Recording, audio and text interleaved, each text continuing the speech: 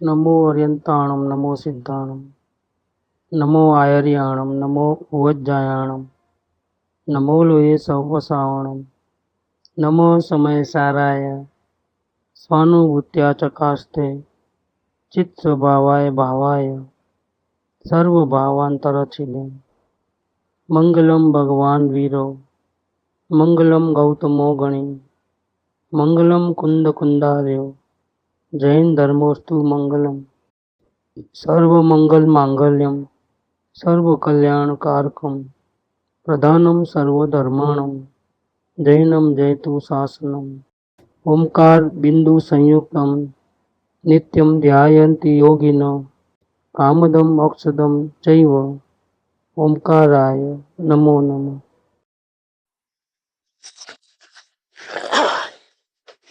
श्री द्रव्य दृष्टि जिनेश्वर परम कृपालु पूज्य गुरुदेव कांजी स्वामी के वचनामृत। ये वचनामृत नंबर 50। प्रथम तो सच्चे गुरु किनको कहते हैं? जिनके उपदेश में ऐसा कथन आवे कि हे जीव, तेरी परिणति में यह राग द्वेष भले ही होता है, किंतु वे विकारी परिणाम तू नहीं है। वे परिणाम तू नहीं है और वे परिणाम तेरे स्वभाव में नहीं है। उनका कर्ता भोक्ता भी तू नहीं है। तू तो निर्विकल्प सहज समय सार रूप ज्ञायक भाव है। उसकी दृष्टि कर। उसकी दृष्टि करने से मुक्ति प्राप्त होगी, अन्य किसी प्रकार से मुक्ति होगी ही नहीं। ऐसा उपदेश जिनकी देशना में आवे उनको सच्चे गुरु कहा जाता है। सच्चे गुरु और झूठे गुरु क्या? जैन में तो महावीर का नाम सब लोग लेते हैं, लेकिन ऐसा उपदेश नहीं देते। जो ऐसा उपदेश देते नहीं है तो महावीर के नाम पे गुरु बन बैठे हैं, क्योंकि दूसरा नाम रखे तो धंधा चले ही नहीं। डुप्लीकेट माल का भी नाम वही रहता है जो ओरिजिनल का रहता है। नहीं तो कोई लेगा ही नहीं, दूसरा ब्रांड है तो कोई लेगा ही नहीं, तो नाम तो महावीर का ही रखना पड़ेगा। लेकिन जितने भी गलत उपदेश देते हैं वो महावीर को नाम को भले लेते हो, लेकिन महावीर का नाम उनको नहीं मालूम, सच्चे गुरु नहीं हो। सच्चे गुरु को तो ऐसा कहते हैं कि तुम अपने आत्मा का दर्शन कर, उसकी आराधना कर, तो तुझे मुक्ति होगी। राग द्वेष करोगे तो मुक्ति नहीं होगी, क्योंकि राग द्वेष के भाव है वो तू नहीं हो। वो क्षण भंगुर है। राग आता है पलट जाता है, द्वेष आता है पलट जाता है। तू शाश्वत रहने वाला है। अवस्था में जो राग द्वेष है, अवस्था बदल जाती है। आज गलती है कल नहीं भी रहेगी। अवस्था तू नहीं हो। राग द्वेष दिखाई देते हैं लेकिन वो तू नहीं हो। पानी गर्म है, उंगली डाले तो जल जाती है, लेकिन वो पानी का गर्म स्वभाव नहीं है। पानी का स्वभाव तो ठंडा है। ऐसे अवस्था में जो उठापटक चल रही है, जो राग द्वेष चल रहे हैं, अवस्था में जो हो रहा है उतना तू नहीं हो। ऐसा सच्चे गुरु ऐसा कहते हैं कि नहीं, तुम रागी हो, द्वेषी हो, तेरी मुक्ति होने वाली नहीं है। अभी तुम्हारा एक ही उपाय, वो घबरा करके बोले कि अब मुझे कुछ बचाओ, कुछ जो बोले वो करने को तैयार हो। इतने लड्डू चढ़ाओ, इतने माला चढ़ाओ, इतना ये करो, इतना वो करो, इतना पैर पड़ो, इतना दान लिखा दो तो हो जाएगा तुम्हारा कल्याण। पहले डरा देते हैं कि तुम तो इतना राग द्वेष करते हो, इतने पापी हो, तेरा कल्याण तो होने वाला नहीं है, चार गति में भटकेगा तू तो। और फिर वो घबरा जाता है कि मेरा क्या होगा। घबरा के जब आता है कुछ उपाय बताओ, कोई मंत्र अंतर करें, कोई तावीज बंधा है, कोई जंतर मंत्र करो, कुछ ऐसा शिक्षा दो, मैं सजा लेने को तैयार हूं, मैं जो बोलोगे वो करूंगा मैं, लेकिन मुझे बचा लो चार गति से। उल्टा रास्ता पकड़ा लेते हैं। इतने उपास करना, इतना एमिल करना, इतना ये करना, इतनी माला फेरना सुबह उठ करके, इतना ऐसा ध्यान करना, वैसा वो करना, सब क्रियाकार में फंसा देते हैं। कोई क्रिया जड़ थई रहे शुष्क ज्ञान में कोई माने मार्ग मोक्ष नो करुणा उपजे जोई। ये रास्ता नहीं है कुछ। आत्मसिद्धि में कह दिया कि रास्ता नहीं है क्रिया कांड में। बाह्य क्रिया में राचता अंतर भेद न काई, अटके त्याग विरागमा ते क्रिया जड़ाए। और कोई शास्त्र पढ़ करके स्वाध्याय करते करते गुरु के सानिध्य में नहीं, गुरु के शरण में नहीं, अपने आप शास्त्र पढ़ लेते हैं, जानकारी बहुत हासिल हो जाती है, बुद्धि अच्छी हो तो याद भी रहता है, समझाने की कला हो तो दूसरों को समझा भी देते हैं कि भगवान ऐसा कहते हैं, आचार्य देव ऐसा कहते हैं, गुरु ऐसा कहते हैं, ये सच्चा मार्ग, ये झूठा मार्ग, ये बोलने में आता है लेकिन परिणाम में नहीं आता है। सब समझने के बाद खुद पंडित भी बन जावे लेकिन ज्ञानी नहीं बन सकता, ऐसा बनता है। मुक्ति ज्ञान कथे अने अंतर छूट्यो न मोह, हे पामर प्राणी करे मात्र ज्ञानी नो द्रोह। दो प्रकार के जीव, एक क्रिया जड़ हो गए हैं और एक ज्ञान की बड़ी बड़ी बातें करे लेकिन अंदर खाली खोल, डोल इतना बड़ा रहता है, अंदर पोला रहता है,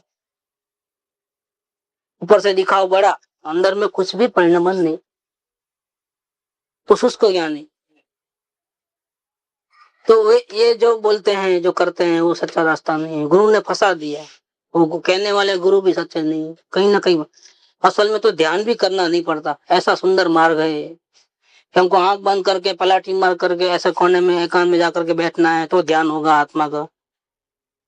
बिन सदगुरु कोई न भेद रहे, वो ध्यान आदि यम नियम संयम सब कर लिया है, वो साधन बार अनंत कियो तदपि कछु हाथ हजू न पड़े। कुछ चलने वाला नहीं है, ध्यान करो, समाधि लगाओ, उपवास करो, मांस कमण करो, माला फेरो, पहाड़ पे जाकर के चले जाओ,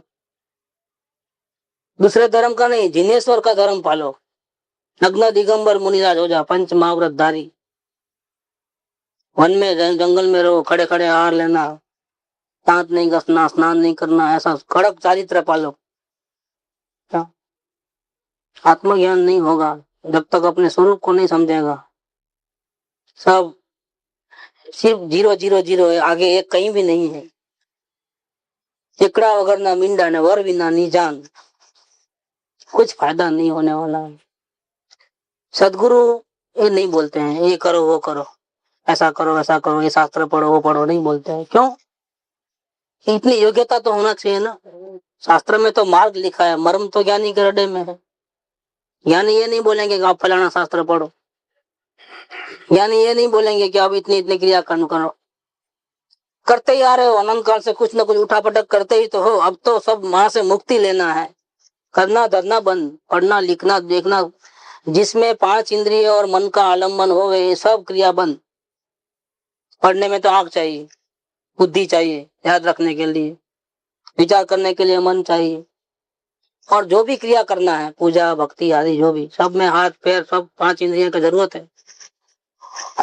ये मार्ग 5 इंद्रियों के आधार पे चलना है, मुक्ति ऐसा मार्ग नहीं है। जमीन छोड़ना पड़ेगा, हवा में उड़ना है तो ऐसे मुक्ति पाना है तो 5 इंद्रिय और मन का आलम्बन छोड़े बिना मुक्ति होने वाली नहीं। और जो भी क्रिया कांड है, शरीर अच्छा हो तो ही उपवास करोगे, माला फेरने में हाथ, मन का जाप, सब में 5 इंद्रियों का अवलंबन आता है। शास्त्र पढ़ने में भी, भजन गाने में जीव चाहिए तो ही बोलोगे, नहीं तो कैसे बोलोगे। दर्शन पूजा करने के लिए प्रतिमा चाहिए, गुरु चाहिए तो ही होगा, नहीं तो कहां से होगा। जिसमें दूसरे का आलम्बन आवे अंश मात्र भी, ऐसी कोई भी क्रिया धर्म की नहीं है। बहुत बहुत तो पाप के बदले पुण्य हो सकता है, धर्म नहीं हो सकता। भक्ति गावे तो धर्म नहीं हो, उपवास करे तो धर्म नहीं है, पाप नहीं होगा, धर्म नहीं है वो पुण्य है। पश्चाताप करो वो धर्म नहीं है वो पुण्य है। जैसे क्रोध करना पाप है, ऐसे में क्रोध क्यों किया ऐसा विचार चले, बुरा लगे अपने को, पश्चाताप हो, ये पुण्य है, धर्म नहीं है। जिसमें कुछ करना पड़े वो धर्म नहीं है। इसलिए यहाँ गुरु की व्याख्या किया। सच्चे गुरु क्या करते हैं, किसको कहना सच्चे गुरु? हम फंस गए हैं, सामने जो कहता है हमको परीक्षा करने को आता नहीं है, हमारे से ऊंचा है, त्याग में ऊंचा है, बुद्धि में ऊंचा है, शास्त्र का जानकारी वाला है, कसाय नहीं करता है, क्रोधादि भाव नहीं है, यह बहुत कम है, हमारे से तो अच्छा है, रोज सुबह उठ करके भगवान का नाम लेता है, सत्संग करता है, कराता है, भक्ति गाता है, पूजा करता है, हमारे से आगे है, इसलिए हम उसको गुरु मानते हैं। तो नहीं, ये गुरु का लक्षण नहीं है। धोखे में आ जाओगे, अनंत बार धोखा खाया है। इसलिए क्योंकि आप जानते नहीं हो तो पहले सबसे पहले जानना किसको है, तो सदगुरु को जानना है। सदगुरु को यथार्थ जान लिया तो सदगुरु के बाद तो बाकी का जो सही नॉलेज है वो तो वहां से मिलेगा अपने आप। सदगुरु को पहचानने से ही बाकी का सदगुरु का जो नॉलेज है वो आपको बिना फीस और बिल्कुल प्योर माल तो मिल जाएगा ऑटोमेटिकली। जो मेहनत लगती है वो सदगुरु को पहचानने में लगती है, यहाँ जीव धोखा खाता है। ये 500 नंबर के वचनामृत में भी सदगुरु कृपालदेव कहते हैं, जब से विचार की उत्पत्ति हुई, मैंने क्या विचार करने के लिए जीवों को मन मिला। बहुत से जीव है 84 लाख योनि में मन बिना के हैं। संगनी पंचेंद्री तो कोक जीव है, बाकी मन नहीं है। एक इंद्रिय, दो इंद्रिय, तीन इंद्रिय, चार इंद्रिय, पंचेंद्रिय वो मन नहीं है। बहुत कम योनियों में मन मिलता है। विचार की उत्पत्ति होने के बाद वर्धमान स्वामी ने बहुत सोच करके बहुत सोचा है, गहरा सोचा है कि ऐसी क्या जीव गलती करता है कि स्वयं परमात्मा होने पर भी वो अपने आप को नहीं देखता है, भटकते रहता है। ये कारण क्या है? तो मूल भूल तो अपना स्वरूप नहीं जानता वो है, लेकिन ये भूल हुई कहां से?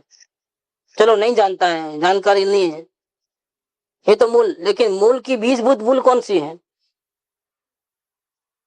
कि जिसको सुधारने से अपना स्वरूप भी जानने में आ जाएगा और मुक्ति के मार्ग में आ जाएंगे? ऐसी बीज वाली मूल तो बीज होगा तो होगी ना। क्या जैसा भी वावोगे ऐसा झाड़ होता है। आंबे का वावोगे तो आम का होता है, आकुल्य का तो आकुल्य का होगा। आप बोते हो आकुल्य का बीज और आम का झाड़ कहां से होगा? ऐसे अपना स्वरूप नहीं जानते हैं, सुखी होने की कोशिश करते हैं लेकिन बेकार। अपने स्वरूप को जानना चाहते हैं लेकिन बेकार। ध्यान करते हो, ये करते हो, वो करते हो, उठा पड़ते हो, समाधि लगाते हो, लेकिन जान नहीं पाते हो। सब हमारे प्रयास वेस्ट हो गए हैं, ये रिजल्ट सही नहीं आया। इसका मतलब बीज हमने गलत बोया था, मेहनत झूठी की। ये बीज कौन सा, कहाँ गलती हो गई?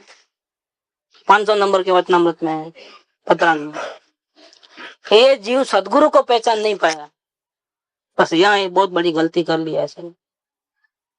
आत्म कल्याण तो करना ही था, लेकिन लीडर गलत मिल जाए, गलत को सही मान लेवे तो क्या होवे? तो भूल कभी भी ना निकले। क्या डाउट में रहे और भी छानबीन करे तो अभी बच जावे समझो। लेकिन गलत को यही गुरु है, यही सच्चे हैं ऐसा मान लिया, लेबल लगा दिया अपना, खलास। अब छूटने का कोई अवसर नहीं, क्योंकि अब तो उसको फॉलो ही करना है। गुरु तो मान लिया है। आता है वो तत्व क्या आता है जो सब लोगों को नजर में नहीं आता है? वो तत्व क्रोध हमने नहीं किया तो किसने किया? दीवाल ने किया।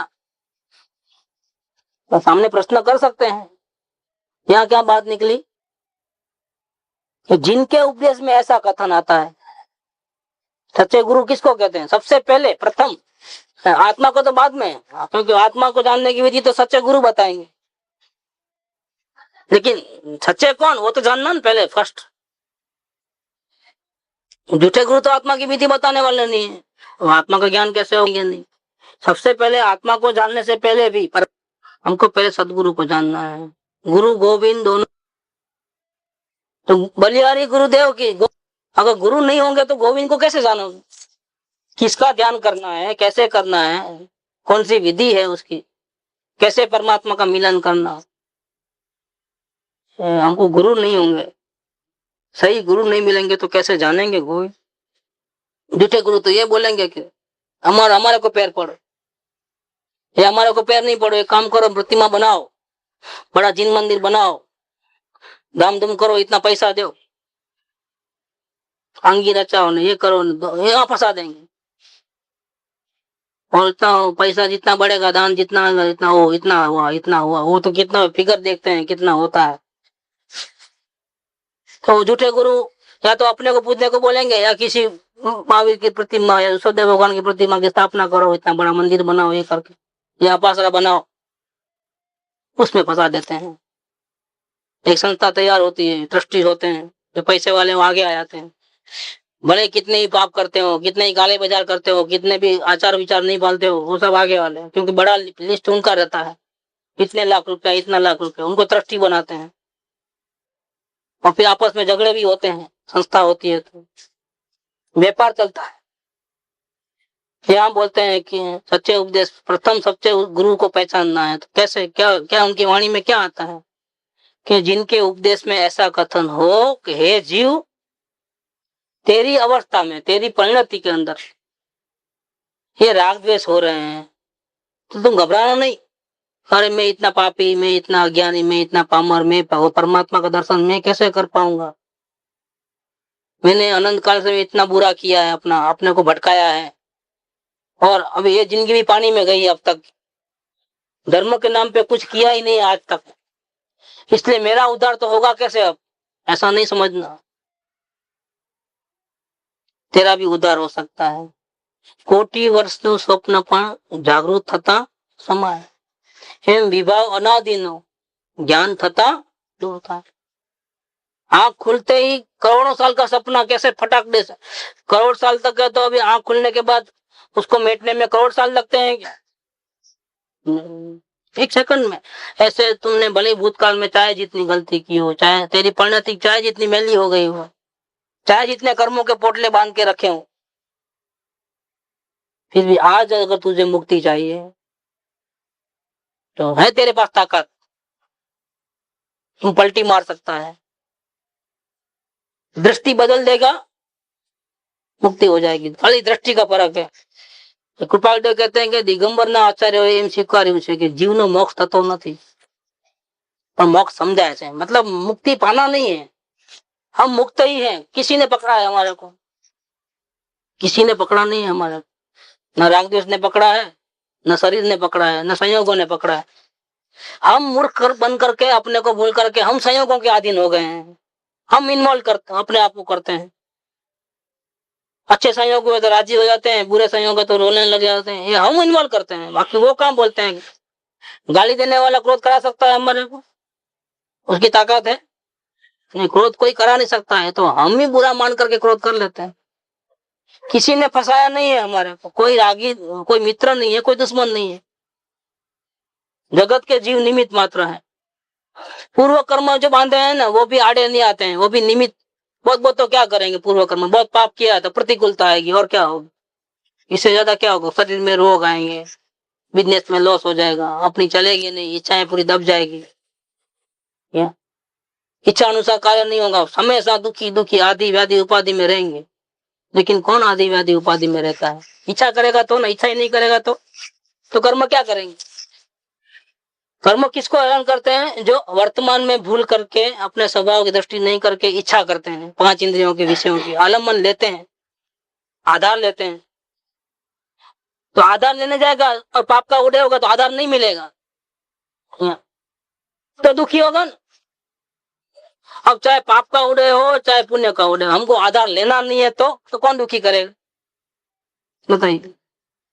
न प्रशंसा सुननी है, न गाली सुननी है, सुननी नहीं है, न कान का आधार ही नहीं लेना है, तो पाप का उदय चल रहा है। क्या गाली देने वाले हैं, लेकिन हमने कान बंद कर दिए हैं। ये हमारे हाथ की बात है। कान का इस्तेमाल करना नहीं करना, सुनना नहीं सुनना, हमारे हाथ की बात है। हम नहीं सुन करके आत्मा ध्यान में लीन हो जाए तो पाप का उदय क्या करेगा? तो कर्म के भूतकाल में चाहे जितने कर्म मानते हो, लेकिन आज भी हमारी मुक्ति हो सकती है। कोई घबराने की बात नहीं है। इसलिए कहते हैं सच्चे गुरु क्या कहते हैं? डिप्रेस नहीं करते हैं, नासीपास नहीं करते हैं, हिम्मत नहीं हारना, रास्ता अभी भी है। तुमने अनंत काल तक बहुत पाप किए होंगे, रास्ता अभी भी है। डराएंगे नहीं आपको, आपकी मुक्ति है ही नहीं। आपको तो इतनी सजा मिलेगी, इतने उपवास करना पड़ेगा, इतनी माला पहनने नहीं, बिल्कुल कुछ करने की जरूरत नहीं। बिना किए आपको मुक्ति मिल सकती है। कृपा का ग्रंथ निकालो देखो, आप आश्चर्यचकित हो जाओ, ऐसी बात की है। बोले तो राड निकल जाए। कृपा को सब लोग मानते हैं, लेकिन कैसी बात कही है। 397 मुक्ति कितनी आसान है। सच्चे गुरु के पास जाने के बाद मुक्ति आसान लगती है, हार्ड लगती नहीं है। ऐसा लगता है कि मेरा मोक्ष हो गया, गुरु मिले कि मेरा का मोक्ष हो गया, ऐसा लगे। पहचान होते ही डर बर नहीं लगे, जरा भी डर लगे तो अभी पहचान नहीं हुई है। ऐसी बात लिखी है 397।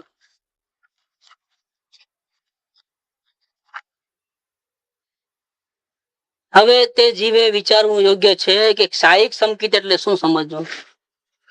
परमात्मा के दर्शन संकेत, स्वानुभूति, निरीकल सम्यक दर्शन। इसमें 3 प्रकार, उपसम, उपसम, सायिक। सायिक होने के बाद मुक्ति निश्चित है। मुक्ति निश्चित माने इसी भाव में होती है या फिर एक भाव स्वर्ग का जाकर के तीसरे भाव में होती है, निश्चित है। उपसम है तो अभी थोड़ा और भाव बढ़ सकते हैं, योग समय तो और बढ़ सकते हैं, शायद कभी गलती करे तो गिर भी सकता है, लेकिन सायिक वाले का गिरने का कोई चांस नहीं है, चाहे नरक में हो चाहे किधर भी हो। ये ऐसा सायिक संकेत माने क्या समझना, कृपादेव ने किया कि जीव को सोचना चाहिए कि सायिक संकेत क्या समझना। જેમાં એક નવકાર મંત્ર જેટલું પણ વ્રત પ્રત્યાખ્યાન હોતું નથી। क्या बात बोले?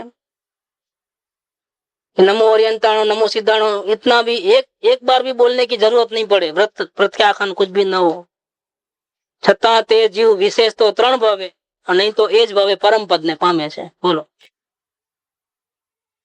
ये मार्ग ऐसा है कि संगनी पंचेंद्रिय तिर्यंश भी पा सकता है। भगवान के समोसन में आते हैं बड़े बड़े अजगर, सांप, शेर, सब तिर्यंशों की भी एक सभा होती है। स्वर्ग से देव भी आते हैं, 8 प्रकार के देव, 8 प्रकार के देवियां, मुनिराज, श्रावक, मनुष्य के स्त्री पुरुष, और तिर्यंश का भी एक सभा रहती है। एक नरक का जीव नहीं आता है वहां, बाकी सब आते हैं। संगनी पंचेंद्रिय जानवर भी वाणी सुनते ही अपना लक्ष्य करके वहीं का वहीं समय दर्शन प्राप्त कर सकते हैं। इतना इजी मुक्ति का मार्ग है, हार्ड नहीं है, इतना इजी है। नमस्कार मंत्र और शास्त्र का एक पन्ना भी पढ़ने की जरूरत नहीं, नमस्कार मंत्र पढ़ने की भी जरूरत नहीं पड़ती है, और सायिक संकेत हो सकता है। ये बात कृपाल ने कहा यहाँ पर। हम तो लेबर लगे, सुबह तो इतने बजे उठ करके इतना माला तो गिनना ही है, इतना तो भक्ति करना ही पड़ता है, ये तो हमारा नियम है। बाद में आप जो बोलो वो करेंगे, लेकिन अभी ये तो नियम हम नहीं छोड़ेंगे। नहीं, इतना भी व्रत पचखंड का नियम नहीं रहता है। ये भी मोटी आश्चर्यकारक तो ते संकेतनी व्याख्या है, जिसमें मुक्ति पाने के लिए इतना भी जीव को बंधन नहीं है कि चलो भाई 5 मिनट नमस्कार मंत्र बोल दे, 5 मंत्र ही बोलना है, नहीं, उतना भी नहीं है, इस मार्ग में नहीं है। तो घबराने की कोई जरूरत नहीं है, हमको भी मुक्ति मिल सकती है, हमको भी परमात्मा के दर्शन हो सकते हैं। उसके लिए ज्यादा से ज्यादा 6 महीना लगता है, अगर स्लो चले तो, बहुत आलसू हो जाए तो इसी भाव में हो सकता है।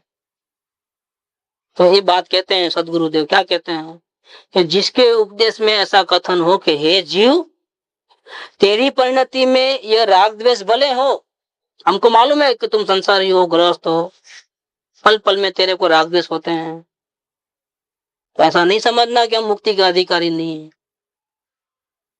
हम मुक्ति के अधिकारी हैं, हम छूट सकते हैं, यहाँ से बच सकते हैं। रोज हर समय में 7-7 प्रकार के कर्मों का बंधन होता है, न जाने कितने पाप के पोटले बांध रहे हैं, क्या होगा हमारा, कोई जरूरत नहीं डरने की। सच्चे गुरु बोलते हैं डरने की कोई जरूरत नहीं है, क्योंकि उनको मालूम है रास्ता क्या है। जिसको नहीं मालूम है वो डरते हैं और डराते हैं, जिसको नहीं मालूम है वो घबरा देते हैं। जिसको मालूम है, रास्ता मालूम है, वो क्यों घबराएगा, वो क्यों बोलेगा कि आप हम आपके बड़े हैं और हम बोलेंगे तो ही आप जाएंगे, नहीं तो नहीं जाएंगे। हमको टिकट हमारे पास है, आप हमारे पैर पड़ो तो मैं देंगे, नहीं तो नहीं, ऐसा भी नहीं आता है। सबको बांटते हैं, जिसको होना है लेके जाओ, फ्री में है टिकट। टिकट माने मुक्ति का मार्ग की विधि, प्रवेश करने की विधि, आत्मा का दर्शन करने की विधि। तो नहीं, आपको बोलूंगा मैं, दूसरों को नहीं बोलूंगा, नहीं, ऐसा नहीं होता है। राग देश हो गए, एक को बोलना एक को नहीं बोलना। चाहे जितने पापी हो, सबको एक ही उपदेश है, सबके लिए कि उसको भी भगवान बोलते हैं, पूजा करने वालों को भी भगवान बोलते हैं, गाली देने वालों को भी भगवान बोलते हैं। समदृष्टि समताधारी, किसी पे भी सदगुरु को राग द्वेष नहीं है। पैसे वाले आगे आओ, गरीब पीछे जाओ, ज्यादा उपवास करने आगे आ जाओ, कुछ भी नहीं। नो तारीफ, तारीफ भी नहीं और गालियां भी नहीं कि आप कुछ भी नहीं करते हो, ऐसा नहीं करते हो। बहुमान नहीं। जो जीव करता है साधना तो अपने लिए करता है, उसका बहुमान करने की जरूरत नहीं है। लेकिन वहां राग द्वेष का माहौल होता है। ज्यादा तपस्या करने वाले भैया इधर आओ, लिस्ट लिखो, सम्मान करो उनको, हार दौरा पहनाओ, अनुमोदना करो। ये राग द्वेष का प्रभाव। पैसे वाले आगे आ जाओ, उस पे वाक्सेप डालना, दूसरे पे नहीं डालना। उन्हें कभी भी घुस सकते, कभी भी जा सकते। देखो ये क्या है, वितराग के मार्ग में ये तो उल्टा हो गया है। नाम तो महावीर स्वामी का ही लेते हैं, लेकिन फंसा दिए हैं। सदगुरु नहीं फंसाते हैं, बोलते हैं कि तेरे में वर्तमान में जो राग द्वेष हो रहे हैं, तुम घबराना नहीं, इसका हल है। ऐसा हल है कि होंगे ही नहीं, होवे और तुमको नहीं करना पड़े या पश्चाताप करना पड़े, ऐसा रास्ता नहीं, होंगे ही नहीं। अब ऐसा रास्ता है, ऐसा रास्ता तू भी पा सकते हो। हमने पाया है श्री गुरु की कृपा से, तू भी पा सकता है। तू भी भगवान ही हो, हम जैसे ही हो। इतना फर्क है, तुमको मालूम नहीं है, बस इतना फर्क। मालूम होगा तो तुम भी पा लेगा, कोई बड़ी बात नहीं है। तिरंज पा सकते हैं, तू क्यों नहीं पा सकेगा? संगनी पंचेंद्रिय हो, विचार शक्ति है तेरे में, तू क्यों नहीं पा सकेगा? ये जरूर पा सकेगा। तो ये परिणाम, तेरी परिणति में राग द्वेष भले हो, किंतु वे विकारी परिणाम तू नहीं है, तेरा स्वरूप नहीं है। ये आत्मा में से राग द्वेष के परिणाम नहीं निकले हैं। आत्मा की आराधना करने से नहीं हुआ, आराधना करने से राग द्वेष नहीं होते हैं। आराधना नहीं करने का फल है। तू अपने को नहीं देखता है, इसीलिए वो पैदा हो गए। अपने को देखो, पैदा ही नहीं होंगे। इसीलिए ये तेरे नहीं है, तू तेरा स्वरूप नहीं है। वे परिणाम तू नहीं है, और वे परिणाम तेरे स्वभाव में भी नहीं है। तुम दुखी मत हो बेकार का, घबराओ नहीं कि मेरा कैसे होगा, मुक्ति कैसे होगी, कर्म तो बांधते जा रहा हूं, मेरी मुक्ति कैसे होगी। ये समझ ले कि परिणाम तेरे नहीं है, तू इसका नहीं है, तेरे स्वभाव में नहीं घुस गए हैं, और इसका कर्ता भोक्ता भी तू नहीं है। चुपचाप बैठोगे ना, बिल्कुल कुछ नहीं करोगे, तो भी राग द्वेष के परिणाम होंगे। होंगे कि नहीं होंगे? मन बैठेगा चुपचाप, हमको करना नहीं एक भी विचार। हमारी भावना ऐसी है, एक भी विचार पुण्य के भी नहीं, पाप के भी नहीं, कोई नहीं करना है। बोलो अब बंद हो जाएंगे क्या? इसका मतलब क्या है? आत्मा चाहता है कि हमको नहीं करना है, फिर भी होते हैं। इसका मतलब क्या है? कि आत्मा का कंट्रोल रागादि भावों के ऊपर नहीं है। क्यों नहीं है? क्यों? वो जब चाहे तब बंद नहीं कर सकता है, क्योंकि कंट्रोल पावर आत्मा के पास नहीं है। इसका मतलब आत्मा उसका करता नहीं है। आत्मा अगर करता होता तो बंद कर देता, स्टॉप स्टॉप हो जाना चाहिए, एक भी विचार नहीं आना चाहिए। लेकिन ऐसा नहीं होता है। नहीं चाहते हुए भी मुंह से कुछ ना कुछ बोला जाता है। जब कितना भी चाहते हैं कि बहुत गड़बड़ होती है, सामने वाले को तकलीफ होती है, हंगामा हो जाता है, अपने आप को दबाता है, नहीं बोलना है, नहीं बोलना है, नहीं बोलना है, नहीं, सहन करना है, एडजस्ट करना है, सहन करना है। करते करते करते करते करते करते कितना दिन करेगा? कितना टेंशन उठाता है सहन करने का, बोझा उठाने का। आखिर 10 दिन का साथ में निकालेगा, एक दिन 10 दिन का साथ में निकालता, कंट्रोल नहीं रहेगा। मैं 10 दिन से सहन कर रहा हूँ, कुछ भी नहीं बोल रहा हूँ, बहुत कोशिश कर रहा हूँ, लेकिन देखो निकला। ये मार्ग नहीं है बोझा उठाने का। इस प्रकार से एडजस्टमेंट नहीं है। तो कसाय वाला एडजस्टमेंट, दबाया कसाय को, सही ज्ञान से नहीं दबाया। ज्ञान से ऐसा कुछ नहीं किया कि ज्ञान से वो हुए ही नहीं है। वो चाहे कुछ भी बोले, हमारे को मन में विचार भी नहीं आता है, ऐसा द्वेष बुद्धि ही नहीं आती, ऐसा नहीं है, क्योंकि हमारे पास ज्ञान है, हम दुखी होते ही नहीं है, ऐसा नहीं है। कसाय को दबाया है, सहन किया, एडजस्ट किया, let go let go let go let go let go करके फिर निकला है। इतना निकलता है, पूछो नहीं, इतना निकलता। छोटी बात में चिंगारी होती है बड़ी। क्यों? ये मन वचन काया के ऊपर हमारा कोई अधिकार नहीं। ऐसे राग द्वेष के भावों के ऊपर भी हमारा कोई अधिकार नहीं है। ये वस्तु का स्वरूप है, समझ लो। समझने से मुक्ति होगी, करने धरने से मुक्ति नहीं होगी। दिगंबर ना आचार्य एम स्वीकार्યું છે કે જીવનો મોક્ષ થતો નથી, मोक्ष समझाए। समझ हुई मोक्ष मुक्ति है, ना समझी है कितना भी व्रत उपवास भक्ति पूजा कर लो, मुक्ति नहीं है। सदगुरु कुछ नहीं करते हैं, कोई मंत्र जंतर नहीं फेरते हैं, ताबीज नहीं बंधाते हैं, कोई कृपा दृष्टि नहीं करते हैं। सिर्फ वो समझ जो उनको मिली है, वो समझ जाहिर करते हैं कि हम ऐसे समझे हैं। अगर आपको भी अगर ये आत्म कल्याण करना हो, आपको ये बात बैठती हो, तो आपकी मुक्ति अपने आप हो जाएगी, सहज में हो जाएगी। जीवनो मोक्ष थतो નથી, मोक्ष समझाए છે। वे परिणाम तू नहीं है, वे परिणाम तेरे स्वभाव में नहीं है, इसलिए राग द्वेष को हटाने की कोशिश भी मत करो। हटने वाला ही नहीं है, तुम कितना भी कर लो।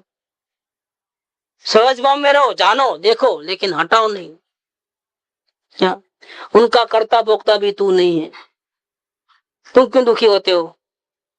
तो तुम इसलिए दुखी हो गए, तुमको ये सिखाया गया कि ऐसे करने से बहुत सारे कर्मों के पोटले बंधे गए हैं और 84 लाख योनि में तुझे भटकना पड़ेगा अनंत काल तक।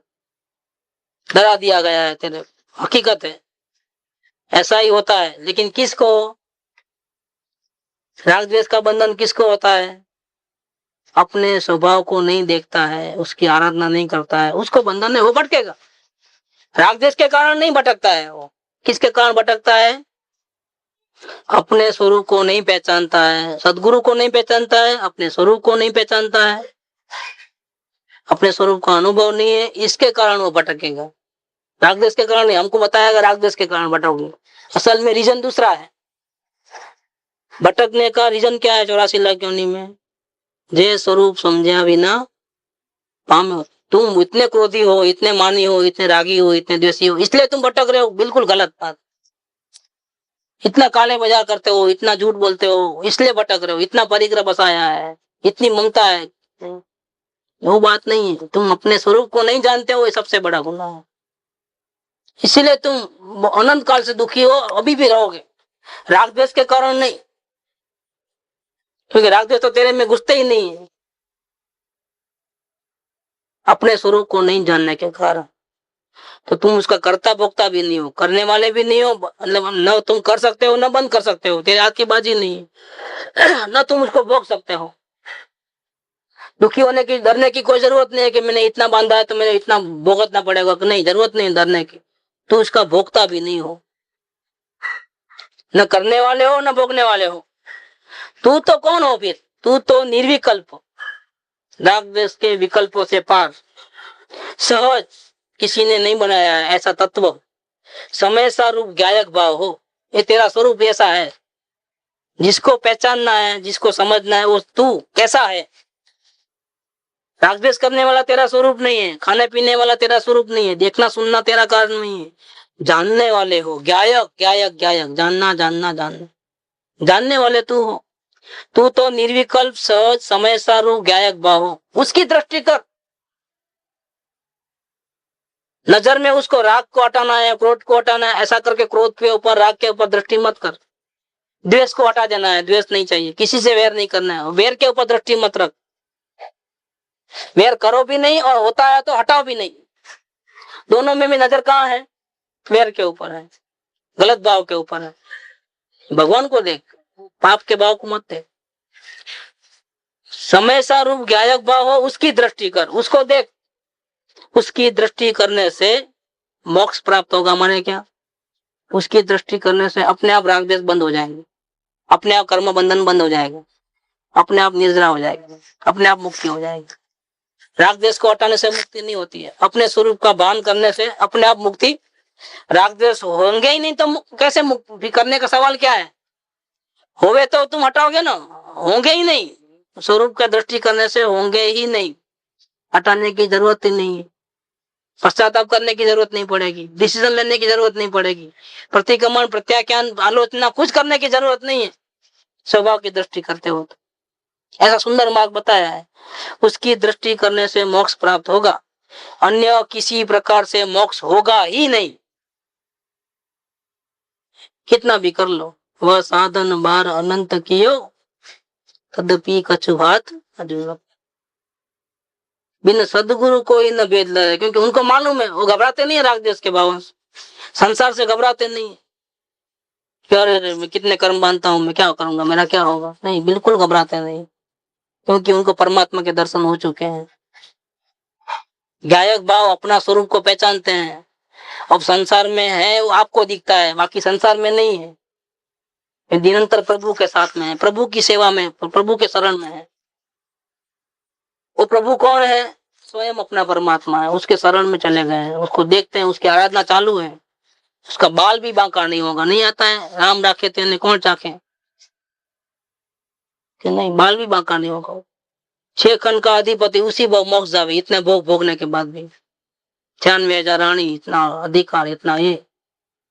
भरत चक्रवर्ती, पहला चक्रवर्ती, ऋषभदेव भगवान का बड़ा पुत्र, 60,000 साल तक स्वयं युद्ध करने गए, 60,000 साल तक, उसी में मोक्ष। 96,000 रानी, सिर्फ इतनी बड़ी लंबी आयु में सिर्फ 3 दिन बाकी रहे, तब तो दीक्षा लिया उन्होंने। जब तक तो भोग विलास में इसमें रहे। ये बाहर से दिखते हैं हमारे, अंदर में तो पहले से ही नहीं थे भोग विलास में। अंदर में परमात्मा के दर्शन हो गए तो बाहर से खोखा चलता है, खोखा तलवार उठाता है, खोखा तीर। उन्होंने कुछ भी नहीं किया क्योंकि परमात्मा के साथ में। देखो, इसलिए बंधन ही नहीं होता है, उसी भाव में मोक्ष। और जिसको परमात्मा दर्शन नहीं हो, उपवास करे, नग्न दिगंबर हो जाए, मुक्ति नहीं है। बहुत बड़ी चमत्कार है। एक भोग भोगवे छे छता कर्म थी लेपातो નથી, एक भोग भोगवतो નથી छता कर्म थी बंधाए छे। एक कृपावले के वचन है, ये क्या है, ऐसा क्यों ऐसा होता है, असल में क्यों छूटना होता है? त्याग नहीं, व्रत नहीं, पचकान नहीं, नहीं त्याग वस्तु कोई न। माँ पद्म तीर्थंकर थसे श्रेणी कथाणंग जोई लो। ऐसा क्या है, ऐसा क्या करते हैं नरक में? बहुत बड़ा काम करते हैं जो हम नहीं करते हैं, ऐसा बड़ा काम। अपने परमात्मा की आराधना चालू है उनकी। ये जो पूर्व कर्म बांधे उसकी सजा एक काट लेते हैं, वो भी डरते, घबराते नहीं है, कुछ दुखी नहीं होते हैं कुछ। अपनी आराधना चालू है, बाल भी बांका नहीं होता है। एक कबीर की वाणी में आता है, एक बहुत अच्छी बात है। चलती चक्की देखकर दिया कबीरा रोए, 2 पाटन के बीच में साबित बचा न कोई। जो इसके 2 पत्थर के बीच में आ गए, जो गेहूं चूरा चूरा हो जाता, खत्म। खिला से लपटा रहो, बाल न बांका हुआ है। क्या 2 पाटन के बीच में डाले तो पीसने के लिए डाले, लेकिन वो क्या हुए, वो जो गेहूं वगैरह थे वो खिले के आजू बाजू रह गए, यहाँ गए ही नहीं। क्या हुआ, चक्की चल रही है फिर भी उनका बाल भी बांका नहीं होता है। ये कौन सा किला है? इसमें परमात्मा का किला है। संसार में हो, लेकिन परमात्मा, अपने परमात्मा का सहारा लिया है, पहचाना है, अनुभव किया है, बाल भी बांका नहीं होंगे। दुनिया भले आपको कहे गृहस्थ हो, इतने पाप करते हो, कोई व्रत पचकान नहीं है, नियम नहीं है, पूजा नहीं करते हो, भक्ति नहीं करते, दुनिया भले ही कहे आप सबसे बड़ी पूजा करते हो, यहाँ इसको देखा है ना, बहुत बड़ी पूजा है, बहुत बड़ी आराधना चल रही है। घबराने की कोई जरूरत नहीं है। कभी भी वहां पर राग द्वेष होते हैं, कोई घबराने का, इसकी आराधना करते रहो, अपने आप मिटते जाएंगे। इतना सुंदर मार्ग श्री गुरु बताते हैं, बाकी कहीं नहीं मिलेगी ये बात। राग द्वेष तू नहीं करते हो, बात कहीं नहीं मिलेगी। तू कर्मों का पोटला बांधते ही नहीं हो, बात नहीं मिलेगी कहीं भी। तुझे भुगतना नहीं पड़ेगा, 84 लाख योनि में तुम नहीं भटकेगा। बस एक ये विधि कर ले, तुम अपने स्वरूप को पहचान ले, कुछ भी तेरा बाल बांका नहीं होगा। तो अपने स्वरूप को देखने की कोई विधि बताएगा भी नहीं, और ऐसा भी नहीं बोलेगा कि तुम भटकेगा नहीं। ऐसा रागदेश करते तो भटकना तो पड़ेगा 84 लाख योनि में। डराएगा, पचकान ले, ये ले, वो ले, फलाना करो, नहीं तो कहाँ हो जाएगा, कहाँ क्या हो जाएगा। मनुष्य को कि मैं कुछ आराधना करो, बार बार नहीं मिलेगा, लेकिन आराधना कौन सी करना है तो बताओ, ये नहीं बताएंगे, मालूम नहीं विचारों। ये सब कुगुरु है। सुगुरु की बात ये है कि उसकी दृष्टि कर, जो समय सारूप ज्ञायक भाव, तू ऐसा है, उसकी दृष्टि कर, उसकी दृष्टि करने से मोक्ष प्राप्त होगा, अन्य किसी प्रकार मोक्ष होगा ही नहीं। ऐसा उपदेश जिनकी देशना में आवे उनको सच्चे गुरु कहा जाता है। अब पहचान करना आसान हो जाएगा। जो अपने स्वरूप को पहचानने की सही बिल्कुल कला बतावे हो, जिसमें 5 इंद्रिय और मन का आलम्बन लेना नहीं होता है, वो समझना सच्चा गुरु। बाकी सब झूठे हैं। महावीर का नाम बोलने से महावीर के अनुयायी नहीं होते हैं। सच्चा मार्ग तो ये है भगवान का। सुख धाम अनंत सुसंत चही, दिन रात रहे तद ध्यान मही। प्रशांति अनंत सुधामय जे प्रण